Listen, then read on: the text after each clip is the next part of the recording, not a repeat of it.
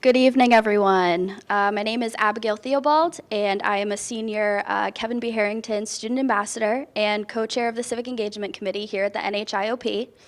On behalf of the faculty, staff, and students at the New Hampshire Institute of Politics at St. Anselm College, I'd like to welcome you and thank you for joining us for this evening's event.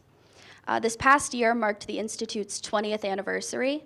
Founded just days before the September 11th attacks, the Institute has faithfully served the college and community by promoting civic engagement, education, and empowerment to citizens of all ages.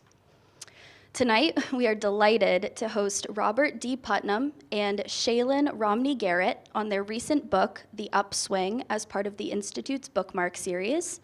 Following their presentation, we will have a question and answer period, and a student will bring you a microphone so that you may ask your question.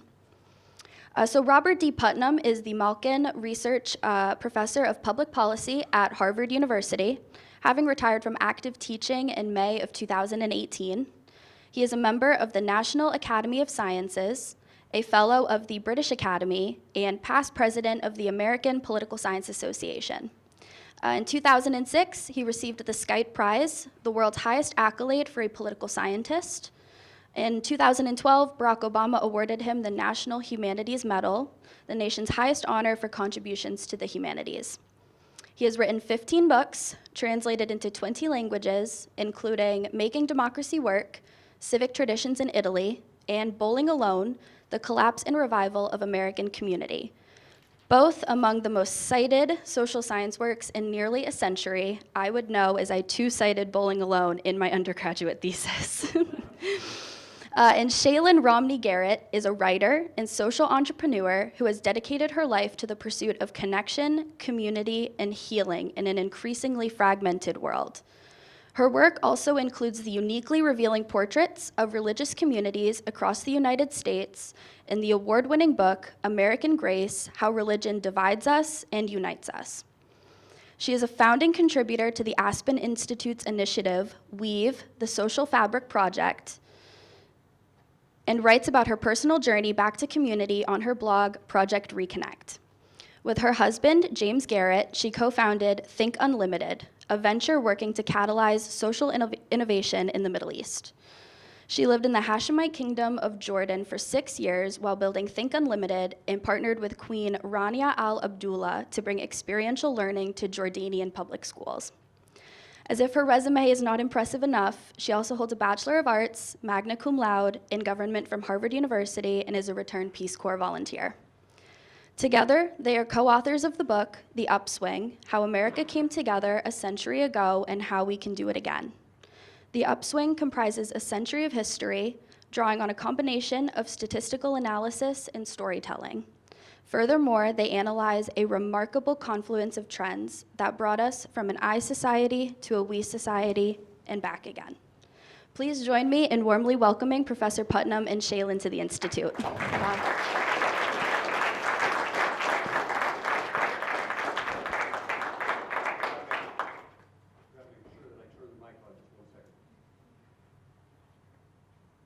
Can you hear me?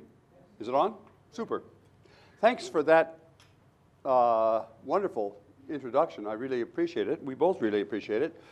One important thing that was left off the introduction is that I live on Frost Pond in Jaffrey, and Shaylin will say where she's from, but she's also from New Hampshire. So this is home for us, and of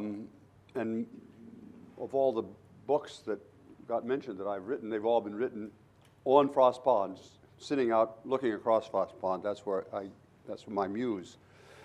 And of course I know about IOP, and so it's a terrific honor and treat for us both to be here helping to celebrate the 20th anniversary of the IOP. And indeed, that's just about the same time that I moved to New Hampshire. So I guess in that sense, I can share on this celebration. Shaylin and I are going to tell you a little bit about this book that we've written. Some people learn mostly from stories, and some people learn mostly from pictures. that is graphs and charts and so on. So I'm the quantitative guy, and I'm gonna start off with some graphs and charts, and then just about the time, and if you're a numbers person, you're right there, I'm the guy. But if you're not a numbers person, that's okay, just close your eyes and sit back and doze off, it's fine. If I hit something important, that your next door neighbor will wake you up and you can see what the picture looks like. But if you're not a numbers person, just wait, because Shailene is a great storyteller, and that's the division of labor between us in writing this book and in talking to you this evening. So I want to start off with just a quick, if we can have the next slide, a quick kind of overview of the problem we're in. America is, as my mom used to say, America's in a pickle. That's a technical term. What it means is we are at the moment extremely polarized, the country is. I'll show you some data in a minute that suggests we may never have ever in our national history been as polarized politically as we are now. The one possible exception is the Civil War. So we're very polarized. And independently of that, we are about as, the gap between rich and poor, about as unequal now as we have ever been in our national history. And separately from that, but it goes along with it, America is not, the level of social isolation, social fragmentation, the degree to which we're not connected with our friends and neighbors and family and so on, that also is at an all-time high, so this social isolation. And finally, and we're going to say a little bit more about this, America is probably as self-centered in cultural terms as we have ever been. Now, measuring self-centeredness is going to turn out to be a problem, but I'm going to try to do it. I'm going to show you some data that sustains all of these things. So the big question is, how did we get here? And what I'm going to talk about is show you some graphs and charts and talk you through them so you can see, how did we ever get in this mess? And it turns out to be an interesting story, I think. And that will lead to the second part of our presentation, the second part of the book, which is, so here we're in this terrible pickle. How do we get out of it? And that is where Shailene's going to come and talk. I mean, I get the doubtful honor of describing how bad things are. And Shailene is going to tell us how to get out of this. And she's going to draw some lessons, and that's going to involve storytelling. That's the big picture. Does that more or less make sense as a plan for our time together? And we're going to try to be relatively quick so that we leave lots of time for questions and answers, because that's what we'd really like to talk with you about. So I actually prefer, if you can still see me, I'm a wanderer, so I prefer to wander around, and I will not get too close to you. I want to start with this picture, because this picture is like in many respects, all the charts and graphs I'm going to show you have the same form. So along the bottom axis here is time. That's 1900. Over at the very far, the story starts in 1880, 1900. Here's 1960 or 70, and here's now. And the vertical axis, in this case, is the degree of political comedy, the opposite of polarization. So in this chart, polarization is down, and getting along politically with other people is up. Does that make sense? So let's see what this graph sort of says. Over here, you can see back around the turn of that last century, around 1900, America was very polarized. That's the way to read that chart. Very polarized. We didn't cooperate with one another politically at all. Our politics in that period, around 1900, was very tribal. And if that sounds a little familiar to you, it's because it turns out that politics was about as polarized as we end up over here. Here's us, very polarized politically, very tribal politics. But in the meantime, in this period, you can see it wasn't always like that.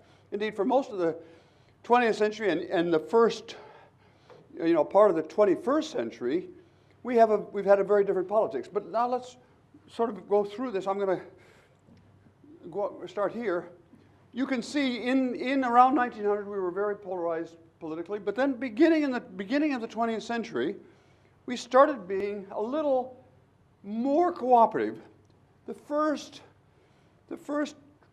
efforts, vague, simple efforts to try to get along with people with whom you disagree. Does that make sense? And it didn't, remember, we were still low, but the trend was going in the right direction. And that trend continued going in the right direction for a long time. It went up during the 20s, and the teens and the 20s.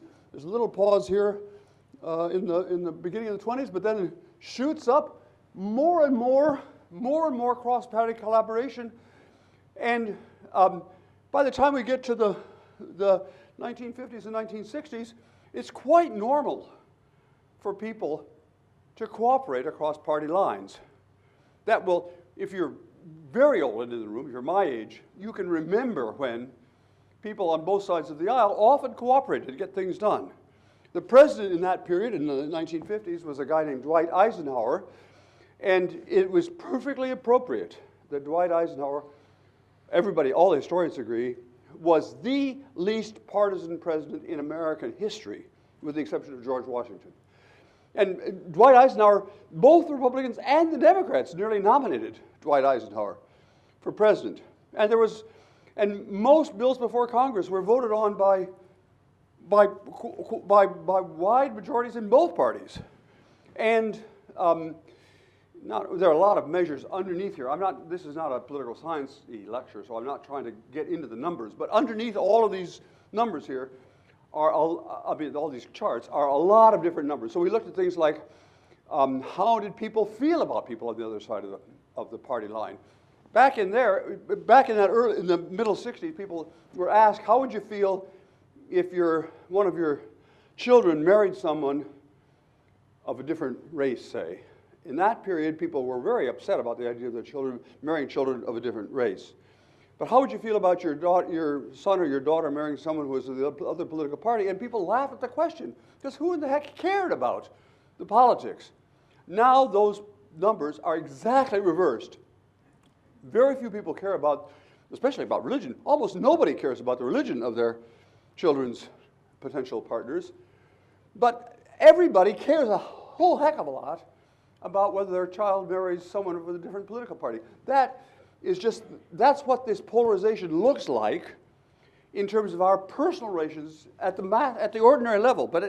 So some of the measures we use are based on how ordinary Americans feel about politics, and some of them are based on what happens, in national politics or in state and local politics. That's what the chart looks like. And as you see,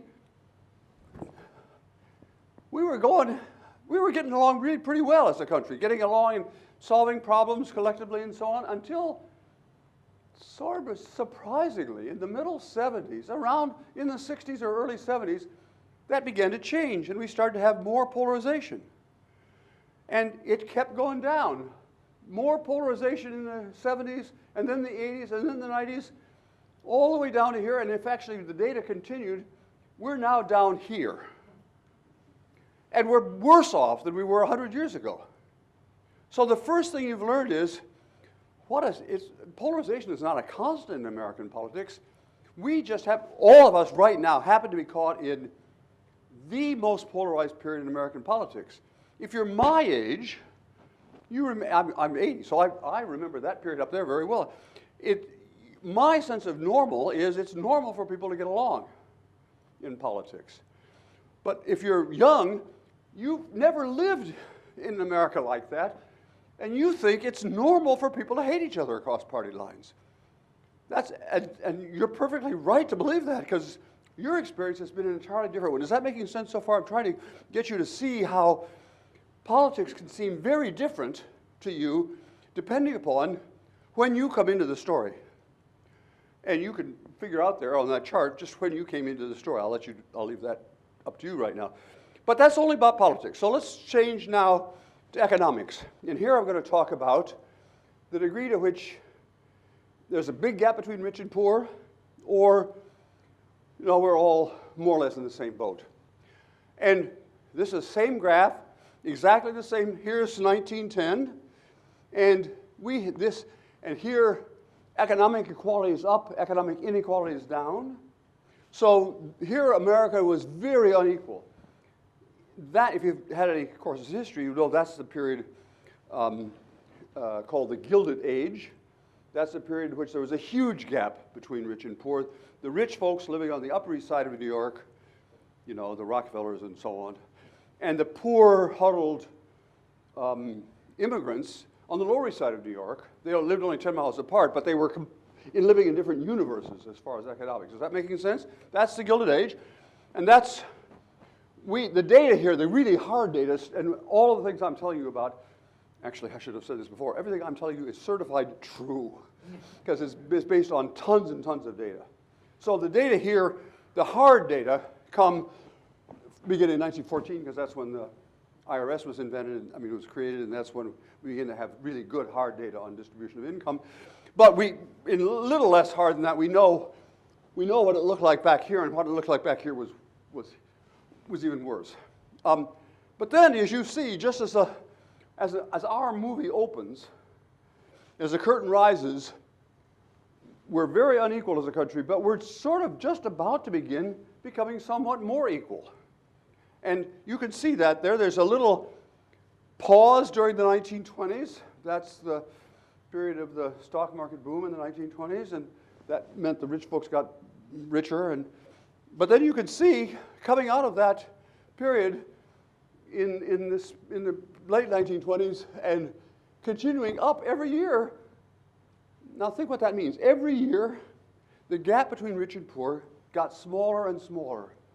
It's not that the rich folks got poorer, but the poor folks got rich faster than the rich folks got. Is that making sense? And so every year, ordinary Americans were doing better and better. And that you might say, well, wasn't that because of the New Deal? And it was a little bit of the New Deal, but you could see it just kept going. It wasn't just the New Deal, and it wasn't just World War II. It just kept, every year, the gap narrowed. And I repeat, everybody in the country was doing well.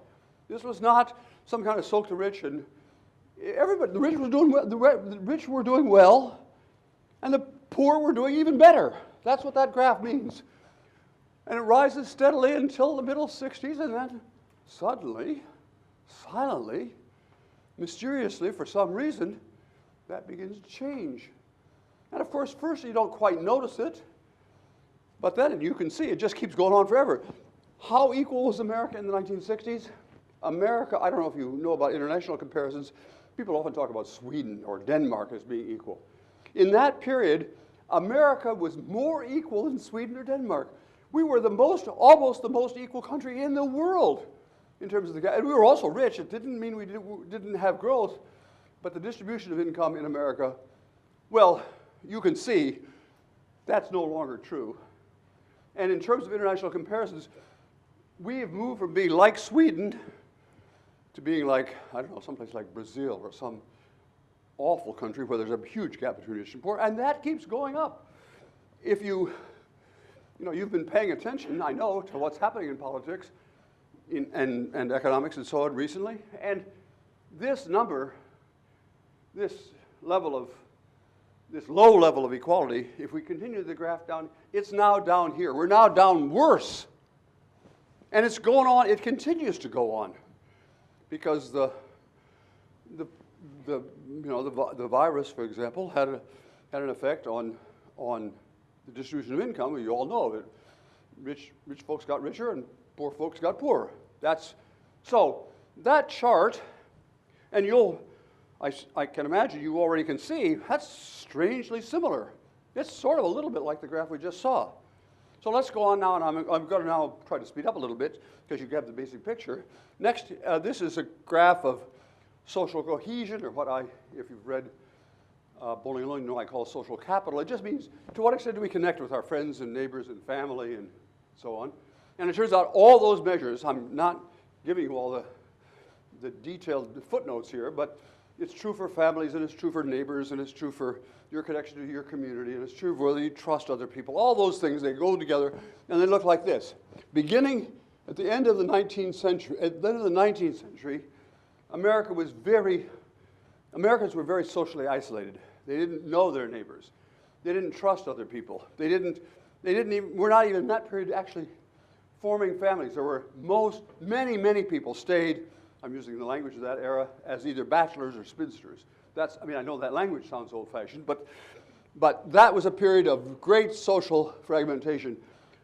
Shailene will a little bit later tell you a little bit more about what it felt like, why it was like that. But the basic fact is, and then you see, again, beginning in the beginning of the 20th century, it's not like overnight we fixed that, but we had to change the direction. That's the most important thing. And it continues to go up steadily. More and more, every year, more people know their neighbors. Every year, more people, the fraction of Americans who get married is rising. Every year, more and more Americans join local groups, the Rotary Club or bowling leagues. That's where the name bowling alone came from. Or every year, they get a little bit, on average, every year, a little bit more likely to know their neighbors. We're becoming more and more connected with one another. And you can see that goes up. It goes up sharply. This is probably the period of the fastest growth in civic connection, civic engagement in American history. In 10 or 15 years, we're joining up a storm. Americans are joining everything. We're hugging everybody. We're trusting everybody. In that period, this is a true fact. You won't believe it. In that period, if you ask people, do you trust other people? 2/3 of Americans said yes. Last month, that figure was 1/4 of Americans. So we flipped from being most of us trusting most of us to now most of us not trusting anybody else. And you can see steadily that graph goes down.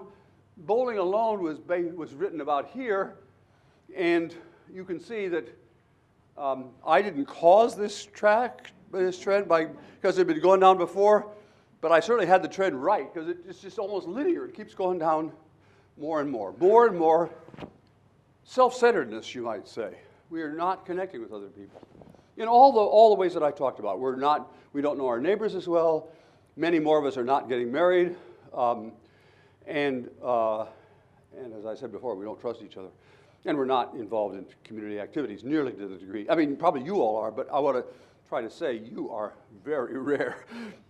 People who would come to IOP and are interested in politics are not typical of Americans. For the younger folks, toward the end of this, both of us are going to talk much more about young people and talk to you directly about what you're experiencing. But for now, this is the big macro picture. Let's go quickly to the last slide. And this is the degree to which what we call cultural solidarity. It's the degree to which we feel like, are we all in this together or not? Are we putting the emphasis on the things that we share, or are we sticking out for our individualism and our individual autonomy and our uniqueness and so on? And there are many measures. I won't take time now to go through all the measures, but you can see that beginning around America was very self-centered. We could almost say we were very me-focused, very I-focused in that period. And it turns out that's true of our poetry, it's true of our literature, it's true of our music, it's true of the way we feel about one another. And we felt then very much, I'm out for number one, screw everybody else. And this trend continues. However, again, you see the same upward trend, exactly the same picture by the middle of the 20th century in the 1960s. We've suddenly become a we society in which we're thinking about all the things we have in common and not trying to think about the things that keep us apart or our self-interest. One of the I would love to tell you much more about the data because this is a really interesting part of the book. One of the ways we did it is to look at the trends in literature of the use of the word I and the use of the word we. Google has put out or Amazon, Google has put out has digitized every book ever published in America, and you can count the number of times that the word Lincoln or the number of the time the word elbow appears in any book ever, in a given year. And you can look over time. Lincoln looks like until 1860, there's almost no mention of the word Lincoln in any book, and then suddenly it begins to rise. You can figure out what that means. So I thought, well, let's take the simplest word. Let's just count how many times the word I the first person singular appears, and how many times the word we appears. That seems simple. And this is not social science books. These are children's poetry books. I mean, children's literature and poetry and gardening books and so on. It's all the stuff we read and write.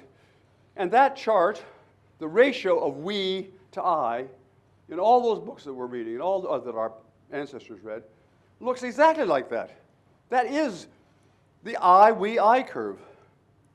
And now I want to very quickly finish up all the numbers. I'm happy to go back, but I want to get onto the meaning of it all. But let's put all these charts together. I've now just put all the 4 charts up there: economics and politics and society and culture. And you can see it wasn't 4 different charts. It was the same darn chart. And what that means is, and it's so much the same chart that we can put them together. And that's what it looks like. That is a history in numbers of America in economics, politics, society, and culture over the last 125 years. And it's a very simple story. Well, Shailen's going to say whether it's simple, but the numbers at least are simple. We started off very polarized, unequal, disconnected, and self-centered. We became, in the middle of the century, very equal, cooperative, connected, and focused on what we had in common. And then, for some reason, we turned the other direction. Actually, I know why we changed, and we're not going to focus on this. I first started to vote in 1960, and I personally brought all this catastrophe on America. There are other possible hypotheses, but the more interesting question Shailene is now going to address is, what does this all mean? Not just numbers, but what does it actually mean for America? My turn to make sure I'm on here. Okay, thank you, Bob. Bob said I was going to address the question of what does it all mean, but in order to do that, I want to go back to the original question that he presented at the beginning of this presentation, which is, how did we get here? How did we get here into this multifaceted crisis that we are all living through? That's the question that this book sought to answer. But of course, we're not the first book, we're not the first researchers or commentators to try and answer that question.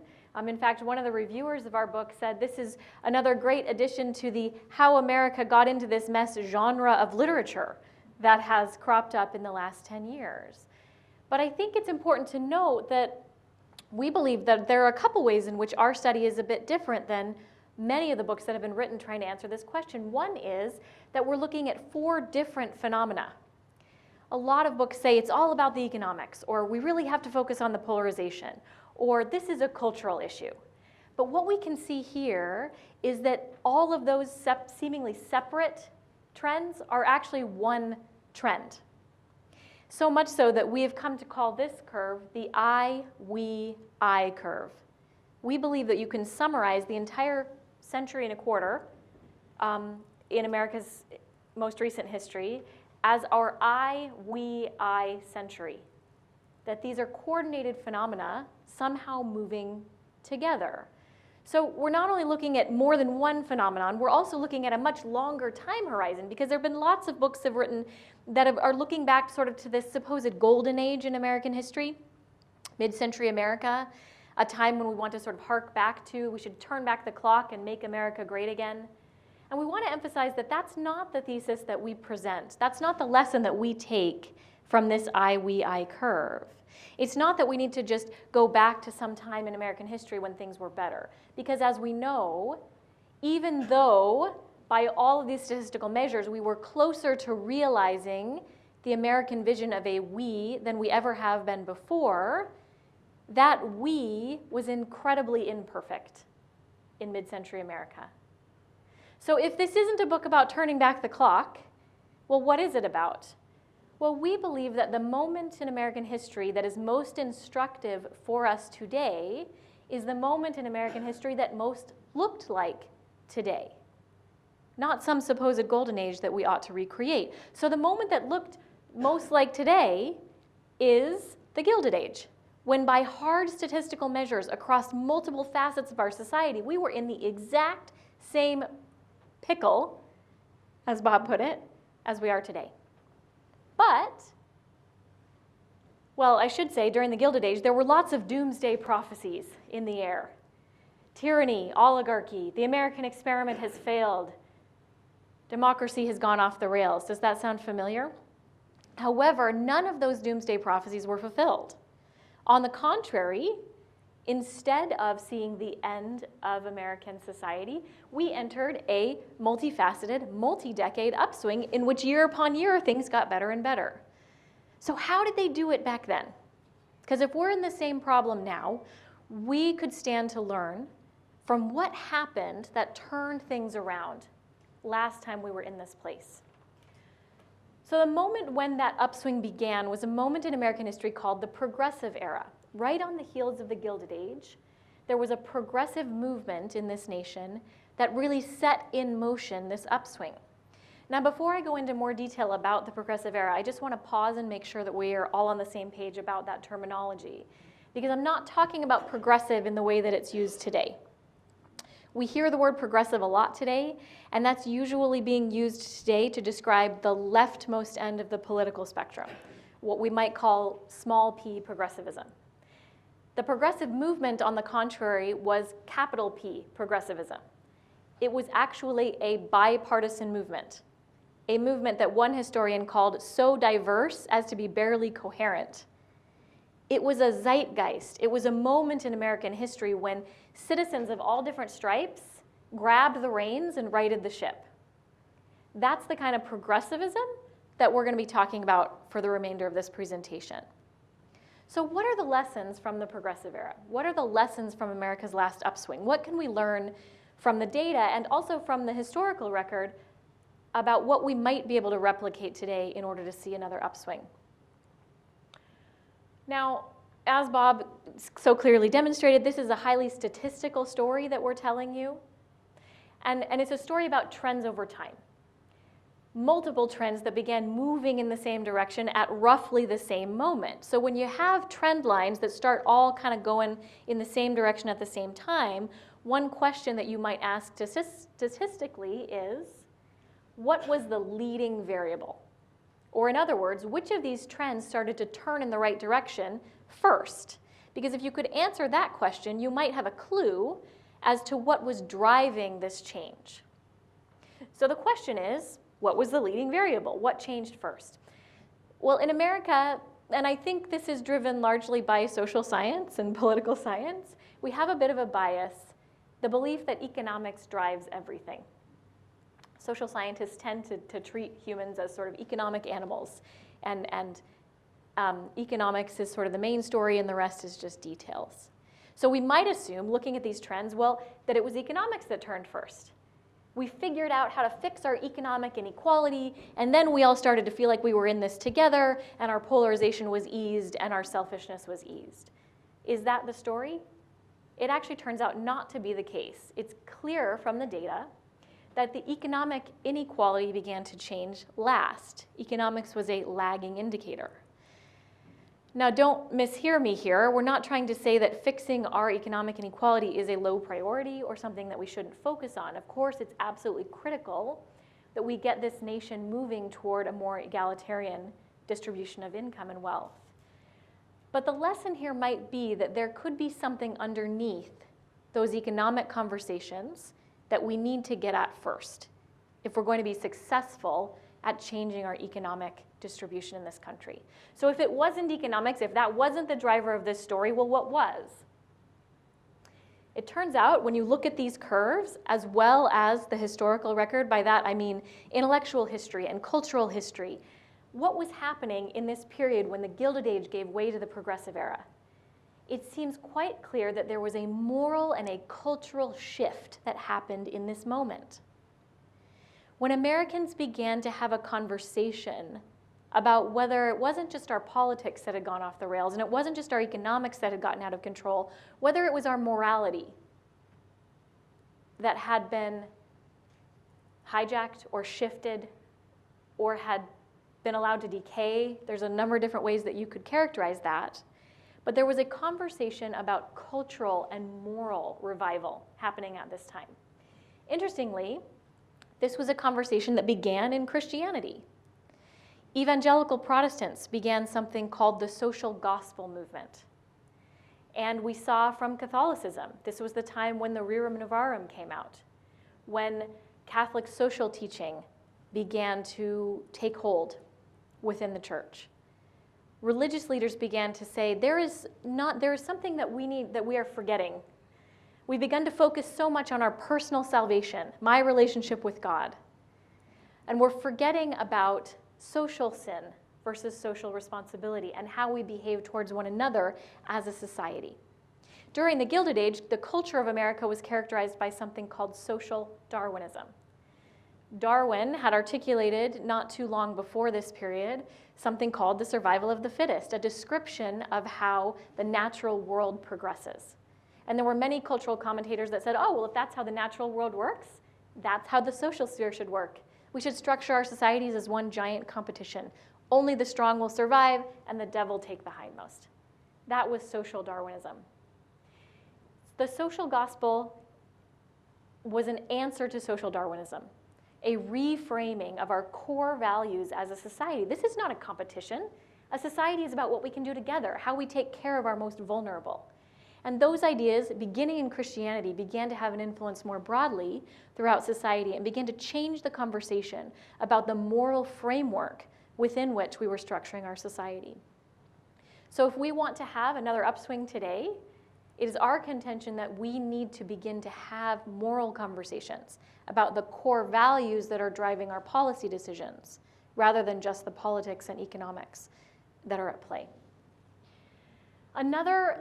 Might or may not be religious. It's not that we're making a claim it has to be religious. That's right. It has to focus on values. And in fact, many of the leaders of the progressive era, let's talk about who they were. Right. They were largely young. They were not all religious. They were deeply inspired by a lot of the religious thinking and a lot of the religious revival, but many of them were not religious. They were applying those cultural ideas to the social sphere. And they were living in a completely changed world than the one their parents had lived in. Their parents had lived on farms and in small towns before the Industrial Revolution.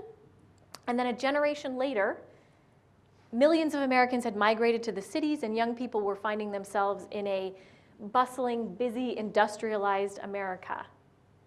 Does that sound familiar to the situation we're living in today, where the current generation feels like they're living in a totally different world than the one their parents grew up in? What that created in young people at the time was a spirit of innovation, new solutions for a new world. It's not an accident that the people who drove the progressive era were incredibly young. The Jane Addamses of the world, who founded the Hull House and the Settlement House movement in the United States. So many young mayors and young governors and young politicians, the Francis Perkinses of the world, and all of the founders of the Rotary Clubs were very, very young when they set out to find new solutions for a new world. We are looking to our youngest generation in America today, who did not create these problems, but will live in the world that we step into next to create the solutions that take us into an upswing. These progressives, these very young innovators, they believed in the power of association. That's a little bit of an antiquated term. Today we might use the term relationship or connection or community. But they prioritized connecting people, particularly across lines of difference, reweaving a social fabric that had come unraveled. Bob described the Rockefellers living on the Upper East Side and the huddled masses living on the Lower East Side who were only 10 miles away from one another. Many of the reforms of the progressive era were about bringing those two groups back into conversation with one another, or into conversation with one another for the first time. And many of these reformers didn't set out to say, oh, connection, that's what's going to save us as a nation. Many of them set out to invent new ways to bring people together simply because of the loneliness and isolation that they were experiencing. Remember those numbers about social cohesion that were so low during the Gilded Age? These young people who were living in these big, bustling, anonymous cities needed new ways to connect, because the quilting bees and the barn raisings that had formed the social structure for their parents just didn't work in this new world. So they invented new ways of bringing people together to assuage loneliness, but then they began to see the power of association to make change. A great example is the Rotary Club. The founder of the Rotary Club, Paul Harris, he moved from a small town in New England to become a lawyer in Chicago, and he didn't know anyone. So he invited 3 other lawyers to begin having lunch with him just because he was lonely. And that grew over time into a service-oriented organization that is now one of the largest service organizations in the world. Association was an end, a way to meet their own needs, but also a means to begin to change the world. Another lesson from this period is that it was really a grassroots first movement. It wasn't a grassroots only movement. And many of you, if you're students of history, you'll think back to the progressive era and say, well, isn't that the era that was famous for all these big national programs? Child protection agencies and consumer protection, and the income tax was created at this time, and there were multiple constitutional amendments passed during this period. Those are all top-down changes, but those are actually the caboose to this story, not the engine. So many of the national programs that the progressive era is famous for were modeled on small local innovations that took place in what Louis Brandeis called the laboratories of democracy, the neighborhoods, the tenements, the small towns in the Midwest, where average Americans, many of them very young, began tinkering with new solutions for how to solve social problems. They developed successful models that then went viral laterally and also bubbled up to become templates for larger programs that changed the face of society. So when you think about the progressive era, don't forget the first half of the story, which was average citizens, just like you, creating solutions right on their doorstep that then became models for national change. As part of that grassroots story, it's also important to remember that the charismatic leader of this story, the Teddy Roosevelt, was also at the end, not the beginning. Teddy Roosevelt became one of the most articulate leaders of the progressive era, of course ran for president as a progressive candidate, but it was more a story of him kind of seeing a parade and getting out in front of it, rather than being a person who came onto the national scene with a vast blueprint for how we were going to change America. On the contrary, he was leading a movement that had been in the making for a decade or more by the time he became a successful national political leader. So we can't look today for some charismatic national leader to come and save us. We have to do the work to energize, to innovate, and then look for a political entrepreneur who can come along and help frame that for a national audience. But the real work of a progressive era, a modern progressive era, will be at the grassroots. Now, the last lesson here that I want to highlight is a cautionary tale, because not all of the lessons from the progressive era are positive. There are many cautionary tales, things that we do not want to repeat, that happened during this last upswing. There are many of them that we detail in the book, and I don't have time to talk about all of them, but I'll just highlight one here. In many respects, this upswing and the movement toward we that it represented was a highly racialized we. The progressives themselves, not exclusively but largely, were racist. There was a great moral awakening, but the circle of moral concern did not extend to people of color and to other excluded groups in our society. Not exclusively. This was also the time when the NAACP was founded by a coalition of Black and white Americans working together.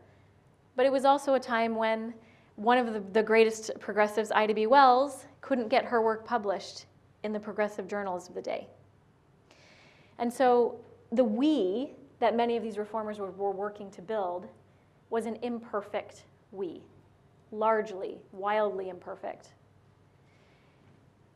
And so, in a sense, the story of the progressive era is that the needs of people of color, as we have seen so many times in our history, were sort of sacrificed on the altar of progress. So the lesson that we take here is that any upswing we would hope to kick off today has to put full inclusion at its very center, not as something that we deal with later on, after we've solved our more pressing problems. We've made that mistake once before, and to a certain extent, that meant that the upswing had knit into it the seeds of its own demise, because issues of racial reconciliation figure prominently in what the cause of that 1960s downturn turned out to be. So lots of lessons from the progressive era that we think really apply today. And before we end and open up to questions, I just want to leave you with this parting thought. These are the words of Teddy Roosevelt. He said, "The fundamental rule of our national life, the rule which underlies all others, is that on the whole and in the long run, we shall go up or down together." This is more than just a nice sentiment. It turns out to be statistically validated fact that we have seen play out over the last 125 years in this nation. In the words of one of our colleagues, Eric Liu, I like to quote him because he says, "We all are better off when we all are better off." It's a pretty simple concept. But our message today is that when we pull together, when we lean into the we, that is when we find our momentum to move further and further towards our nation's promise. We hope that we've been able to share a few inspiring thoughts at a really difficult moment in our nation's history. We believe that we can right the ship. We believe that because we've been here once before and we got out of it once before. We can do it again. History tells us that that's true. But we have to start today, and we have to start with you and us and all of us together. Thank you so much.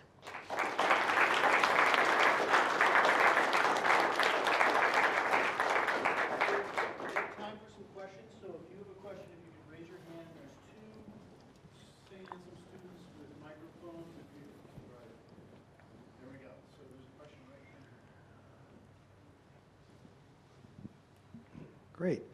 Great book, by the way. I did read it, and way too much stuff to try and get in the brain. But two real questions. One, it has to do with social media and what's now becoming the metaverse and how that is playing into this as you see it. And the flip side, more recent, how is the example of Ukraine affecting us? Take it away. Thanks for the really good questions. Before I answer that directly, I want to just acknowledge what maybe you can all see. This is not just a descriptive book. Shaylin and I want to change America. And we want to change America. We think that the facts show that the way America is going to change is if we can talk to, reach people, the people in this room who are under 30. The progressives were under 30. They were young people. And they did a lot of, not everything they did was right, but they addressed the problems with agency. That's the jargon for saying they realized they could make a difference. They didn't, I'm talking about them, but I'm also talking about you. I'm really now, in fact, talking to the people in the room who are young. They were just like you. They hadn't caused the problems, and they could have become, cynical and said, I know this is not my problem. But they didn't. And they changed America because they took action together, action based on moral awakening, and action based on doing things in their own hometown. I'm talking about my own hometown here in Jaffrey, and wherever your hometowns are. I'm talking about your actions with other people can get us out of this pickle. It's not going to be people my age who are going to get out of this pickle. It's you. I'm sorry, I'm a little bit trying to be a sermon here, because I think America is in bad shape, and probably you do too, and I don't think I can fix it, but I think, and I'm now speaking to the young people, you could fix it. That's the sermon I want to give. Now I'll try to answer I'll go back to being an academic and answer the really good questions. One, I'll begin with the last one, Ukraine. This book was written, the book actually was written before the pandemic. When the book was written, that book knows nothing about the pandemic. It knows nothing about the election of 2020. It knows nothing, and certainly doesn't know anything about the Ukraine. But we do think that illustrates the fact that we have to, and I'm going quickly from, how we fix Jaffrey to how we fix the world. It means that we're not going to solve the problem of Ukraine if we only think about ourselves. That's quintessentially a problem that we've got to think about together. This is making sense. So it seems to me that the argument that we're making, we're better off when we're a we society, applies exactly to that problem, which I wasn't even aware, didn't exist when we wrote the book. Now, there's a lot more to be said about Ukraine, of course, but I'm conscious of the time and conscious that I don't have any very good answers on the ground, but except that I really do think that this is a question which, if we don't, by now I mean, by we, I mean in this case, we as Americans, and I mean we as the world, don't stick together, that problem is going to eat us all. Now, quickly on the social media. When I several years ago, wrote a book called Bowling Alone, and it came out in 2000, and 4 or 5 years later, Facebook came out, and a lot of people said, well, who needs bowling leagues? We got Facebook. It's even better. And so for a while, I had to deal with the idea that maybe social media are going to fix everything. And that the data showed that was not true. The data show, and they still show, that social media connections, it's nice. I mean, I'm on, many of the same things that you guys are on. But that doesn't create the kind of connection and the kind of altruism and so on that real connections create. And that was a little bit of a hard sell for me until Thanksgiving 2020. And then everybody in America knew that hugging grandma was different from Zooming with grandma. And so with that sentence, I'm trying to summarize what we all know, but actually what the data show too, which is that virtual connections are nice. They're helpful for some purposes. They're helpful especially for getting information. I use Google all the time. But they're not good. In fact, they're somewhat bad for making connections with other people. I could talk for another hour about that topic, but I'm trying to give you a sense at least of what, does that make sense? Could I just add a couple things on that point Sure. about social media? I mean, I think one of the big messages that we hope to get across with this book is encouraging Americans to reclaim their agency. Right. There's a way that we could look at social media as something that is happening to us. And we don't know what to do about this thing happening to us. Or we could view it as a thing that we are creating, that we are in control of. And I think that the key mindset change that we need is to move from the one to the other. That social media is not just something that someone else created that is happening to us. We are creating it. Much in the same way that Jaffrey and whatever problems are happening in Jaffrey could be happening to me, or could be something that I am either working to further or solve. So it's the same actual mindset that the progressives had to apply to their small hometowns, and we still have to apply to our small hometowns, but we now have this added responsibility of applying our agency, our active citizen agency, to the realm of the metaverse, right? Right. And instead of receiving that as a place that, instead of feeling acted upon, reclaiming our ability to act. But I think the other point here too is this is the changed world. The digital world, the digital revolution, is the industrial revolution of today. This is why the young people have to solve these problems, because they are digital natives. Digital technology is not just going to go away. We can't just get rid of it because we don't like what happened to our society when it came in. We have to find a way to work in those new parameters to create a we society. And that is one reason why the solutions we believe have to come from the rising generation. Okay, so is there one over here? Congressman Sweat.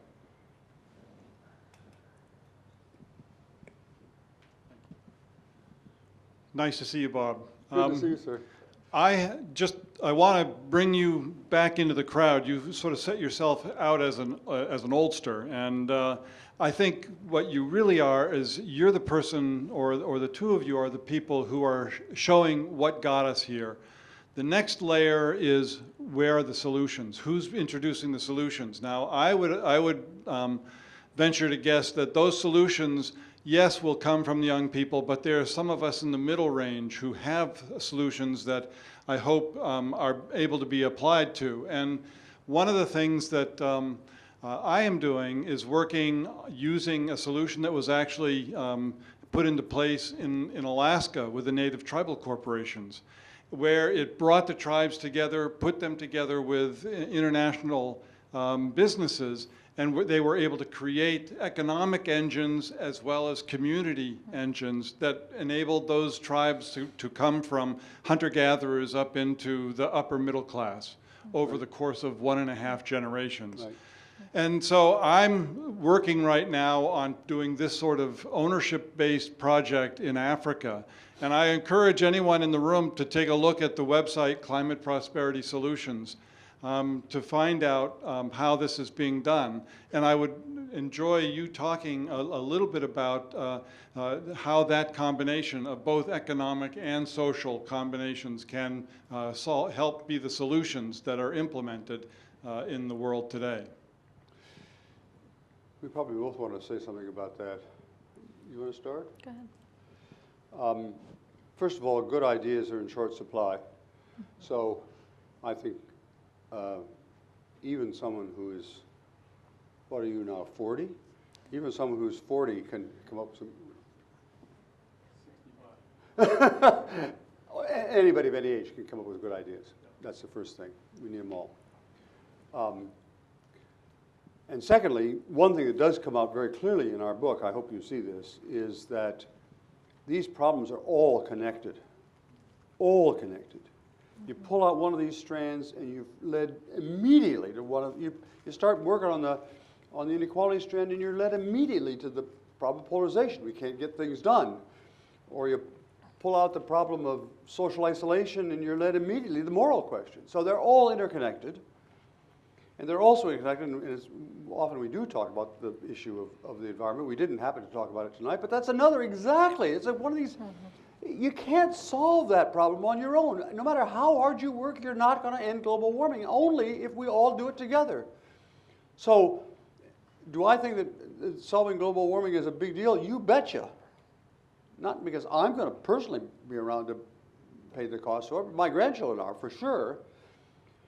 So it's a big deal, even for someone my age, it's a big deal.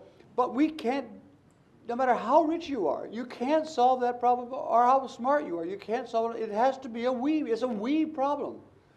And so I mentioned that because of your reference to what's happening in Africa. The global warming, our environmental crisis we're in, is quintessentially a we problem. Yeah, and I also think that the example that you highlighted brings out the point about association. That the starting point is bringing groups that are not in relationship with one another into relationship with one another. And all sorts of amazing innovations can come out of that, as opposed to seeing tribal groups and corporations as inherently opposed to one another, bringing them into a room and helping them to find common ground. So I think that initiatives that focus on bringing unlike groups together are sort of the hotbeds of innovation and new forms of collaboration that we haven't seen before. So I think that's a great example of that. You know, there's so many things we would like to share with you, but one of them is this. What we've learned from our studies is not that we should all be optimistic because it's all going to be fixed overnight. We do not have that view at all. But we have come to be very hopeful. Hopeful means we can see how it could happen. We actually can tell you how it would happen. And more than that, things that have happened in America since we wrote the darn book, like the turnout, the youth turnout in the 2020 national election was as high as it has ever been in American history, with the one exception of 1912, which is the period we're talking about now. So the fact, I'm not at all saying, we go home and we've solved this problem. I don't say that at all. But I'm saying we know how to fix it, and young people now are beginning to fix it. That's what makes us hopeful. Mm-hmm. Just keep it up. You have another one over here? Yeah, first off, thank you for your comments tonight. They've been really interesting and enlightening. I noticed looking at your curve, kind of the decades leading up to the apex, the 30s, the 40s, the country went through some pretty traumatic, very Sure. difficult things. The the Great Depression, Right. World War II. Right. And so I'm curious what role you think kind of the experience of shared, adversity and sacrifice play in being able to facilitate this upswing, because obviously, traumatic events like that for the country, how do you think that factored into the ability to kind of pull itself into this upswing, and is that necessary for another upswing, or do you think, those are kind of two independent variables? I was there. That's true. I'm sorry. Trump card. You go ahead and then I'll add Well, something. I think we have this sort of cartoon history of the 20th century that we all sort of believe in, which is that the moment America really pulled together was World War II or the New Deal, right? But what's so fascinating about this story, these trends, is that you can see we actually moved in the direction of solidarity decades before those things happened. And if you look at the intellectual history, the cultural and moral shift happened decades before we were in those crises. So we tell ourselves this story that it was the crises that pulled us together, but it's actually quite This is World clearly War true. II. This is World War II. We've been going up long before World War II, and we kept going up long after World War II. And it appears that they may have accelerated a trend that was already moving, that the curve gets sort of steeper during that period. But I do think it's a really important moment of, or opportunity for sort of self-reflection as a nation. How much do we tell ourselves this story that we need a crisis to pull ourselves together? Are we not living in a multifaceted crisis right now? Was the pandemic not an opportunity to come together that we missed? So if it's not the crisis, then what is it? It's a choice. What's so fascinating about the stories of the progressives, many of them were elites. We like to call them chastened elites, people who were benefiting from this highly divided society, who had moral moments. When you look at their personal histories, almost to a person, you can identify a moment when they had a moral paradigm shift. And they began working to change the world that they had benefited from. It wasn't because the world was in a world war that they had that moral shift. It was because they engaged in what the historian Richard Hofstadter called moral indignation directed inward. It's very easy to think what we need is moral indignation directed outward. If we can identify the bad apples in society or the problems in society, we can name them, we can expel them, and we'll all be fine. This was a movement of moral indignation directed inward. It was a movement of people who were doing the heart work first. We believe that that's actually the core of this story of the upswing. And it's hard to swallow because we've gotten so used to this idea that it was the crises that brought us together. We don't think that that's necessarily true, and that there's a huge lesson there actually for us as citizens in terms of how we respond to the moment that we're in. How about over here? Question? There? Right down front. You all know that we're speaking to you. Moral moment. I'm not picking on you, but each of you, we're talking about you thinking about what you personally can do to turn this around. This is a very parochial Think about it. question, but I really want to ask it. In your study of the progressives, did you look at New Hampshire's Winston Churchill at all? I don't. New Hampshire's Winston Churchill. Yeah. Tell us more. What? He was part of the muckrakers, Okay. and he wrote a book called Coniston. Huh. And he pointed out this at one of the biggest achievements of the progressives to me was to take away the election of U.S. senators from our state legislature to have people vote on it. Well, in this book, and it was a very famous novel during the Gilded Age. Yes.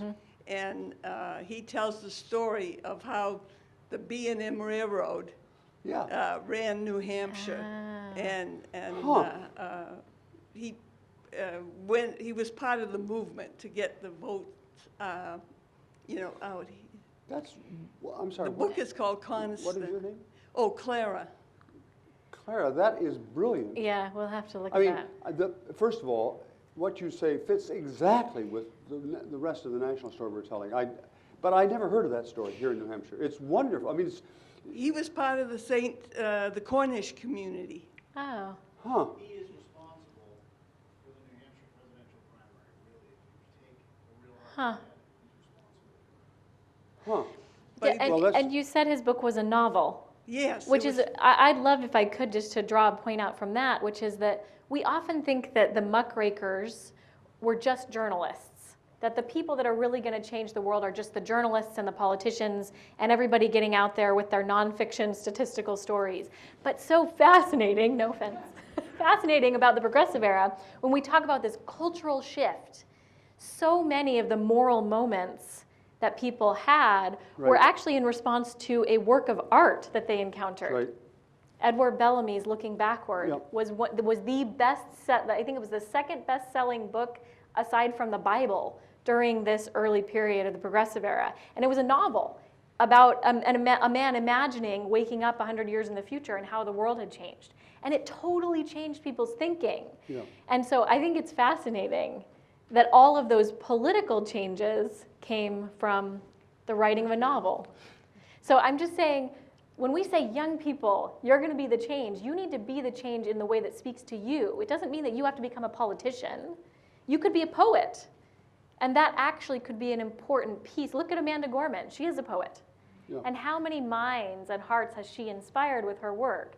That is a moral awakening happening. And it isn't just about being political or being a volunteer. It's about you expressing in your own way, putting a voice into the world, calling for a we. We have time for one final question right here in the front. If you can hand the microphone to her. Thank you, Clara. Thank you very much, folks. I read the book. A bit of a slog, but I really benefited from it. I look at what the progressives did, and it seems to me just astounding, to have a constitutional amendment to permit Congress to enact an income tax. Hard to imagine that happening today, where such an idea get any favorable vote in any legislative body, including the Congress. But I'm just wondering, are there things that today are going to make the upswing more difficult that they didn't face back in the progressive era? Like the fact that we don't agree on basic facts about most things these days. I mean, one of the former president's aides said he has his own alternative facts. And we just see that I'm thinking about, a Brave New World, and the destruction of language and things. Can you speak to that at all? Yeah, probably we should both try to speak to it. I'll be the lead-off hitter here, and I'll lay down a bunt, and then you can hit the home run to bring me around. Okay, no pressure. Well, that's what the Red Sox really need right now. It's a little, anyway.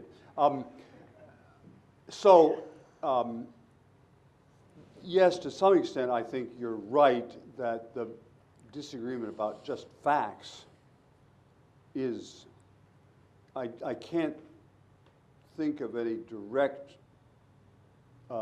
parallel to the just disagreement about what's up and what's down. Shailene will be able to think of some examples even then that are relevant to that. But my inclination is to say with you that's right.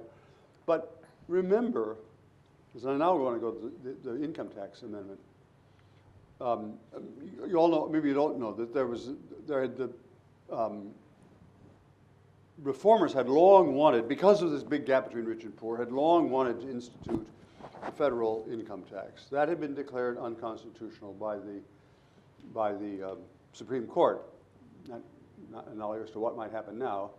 And then Congress passed, bipartisan, passed a constitutional amendment to allow there to be an income tax, a federal income tax. That's how we ended up with where we are now. We have a federal income tax only because these reformers passed it. Now, how in the world did they do that?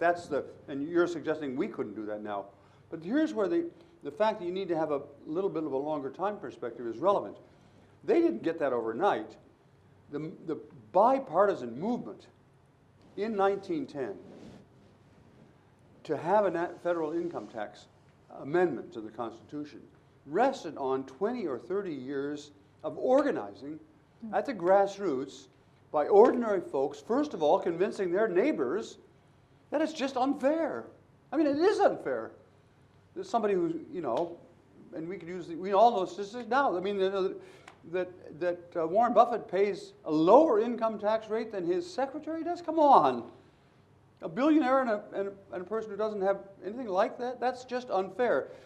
It took 20 or 30 years of personal conversations among neighbors to have the consensus, to produce the consensus that in 1910 brought both Republicans and Democrats who had been elected by those folks. I mean, it's a long process. Anybody in politics knows that. You start at the grassroots, you build gradually, and then in the end, everybody agrees. And therefore, the politicians agree too. Both Republicans and Democrats agreed, this is unfair, we've got to have this income tax amendment. So that case makes me optimistic. Not that we're going to pass the, change the funding of federal campaigns, right? Which is that's a problem they worried about and we worry about. That is big money ruining politics. But that didn't happen overnight then, and it won't happen overnight now. It'll happen exactly as we've been talking about. Large numbers of people, neighbors, saying, "Come on, that just isn't fair." Does that make sense? And I would add to that, I'm gonna knit this back to the social media conversation, because I do think one of the subtle effects of social media upon probably my generation and going forward has been the shortening of our attention spans, right? And that is an important thing for lots of cognitive reasons and other things, but it's important for political reasons as well. I think it is important to remind young people, as much as we believe that you are the future of change, that change actually does happen slowly in a mass multicultural democracy. And so, and I can say this from firsthand experience, having lived in the Middle East during Tahrir Square, and that being the quintessential, the Arab Spring being the quintessential social movement that was driven by Twitter, in the wake of which came absolutely nothing, because the young people who created the revolution had not done the work to create the coalitions and have the ideas and infrastructure to come and replace the thing that was torn down. And so I do want to emphasize to young people that we don't just need revolutionaries, we need solutionaries. And being a solutionary means building relationships first and foremost, because social change moves at the speed of trust, and trust is built by relationship. And so we can't skip over that. It's not just all about the big fancy ideas. It's about the painstaking work of reweaving the social fabric, one thread, one relationship at a time, because that is what actually is the backbone of massive social change. Well, thank you very much. I will say that we thank speakers for being here, but tonight it was a real honor to have you. And I mean that very sincerely. Thank you very much.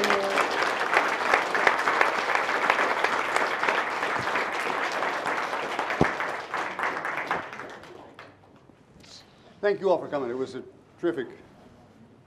Thanks. Fantastic. Great.